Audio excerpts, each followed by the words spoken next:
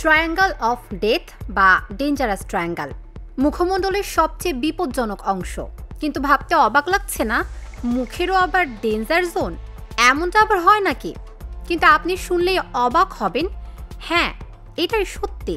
বিপজ্জনক এই অঞ্চলটি অনেকটা ত্রিভুজ আকৃতির। ত্বকের এই রেড জোনে ব্রণ বা ফুসকুড়ি হলেই ঝামেলা। চিকিৎসকেরা এই সময় সতর্ক থাকতে বলেন, কারণ এই ব্রণ বা ফুসকুড়ি নিয়ে ঘাটাঘাটি করলেই হতে পারে মারাত্মক বিপদ, এমনকি মৃত্যুও।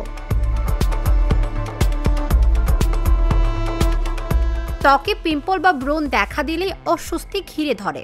একটু পরপর ব্রণ নিয়ে নাড়াচাড়া করার বদঅভ্যেস নেই এমন মানুষ হাতে গোনা। আর ব্রণ ফাটিয়ে পুঁজ বের করা তো একদমই কমন বিষয়। কিন্তু ফেসের রেড জোনে ব্রণ ফাটানো হতে পারে প্রাণঘাতী, এমনটাই বলছেন ভারতের ধীরুভাই আম্বানি হাসপাতালের ডার্মাটোলজিস্ট ডাক্তার শীনা কাপুর।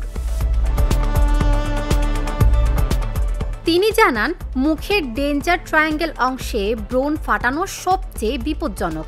এই ত্রিভুজাকৃতির অংশটি মুখের দুই কোণা থেকে নাক পর্যন্ত বিস্তৃত।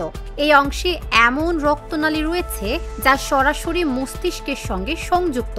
ফলে এই জায়গায় সংক্রমণ ঘটলে তা ছড়িয়ে যেতে পারে মস্তিষ্কে, যার ফলে দেখা দিতে পারে cavernous sinus thrombosis, CST।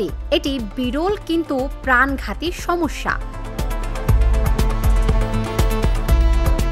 Cavernous sinus thrombosis এমন একটি অবস্থা যেখানে মস্তিষ্কের নিচে অবস্থিত একটি বড় শিরায় রক্ত জমাট বাঁধে। এটি মস্তিষ্ক ও মুখ থেকে রক্ত নিষ্কাশনের কাজ করে। যদি সেখানে রক্ত জমাট বাঁধে এবং সংক্রমণ ছড়ায়, তাহলে হতে পারে চোখের সমস্যা, পক্ষাঘাত, এমনকি মৃত্যুও।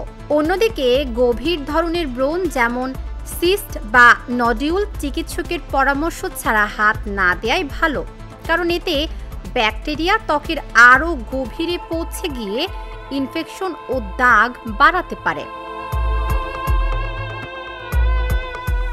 ব্রণ যতই বিরক্তিকর হোক না কেন, ফাটানোর ইচ্ছা দমন করুন। চামড়ার ধরন অনুযায়ী ঔষধ বা স্কিন কেয়ার রুটিনের জন্য ডার্মাটোলজিস্টের সাহায্য নিন। স্যালিসিলিক অ্যাসিড বা বেনজয়েল পারক্সাইড যুক্ত পণ্য ব্যবহার করুন, তবে চিকিৎসকের পরামর্শ অনুযায়ী। ব্ল্যাক হেড বা হোয়াইট হেড দূর করার জন্য পার্লারে না যাওয়াই ভালো। প্রয়োজনে ক্লিনিকে গিয়ে প্রফেশনাল এক্সট্রাকশন করান।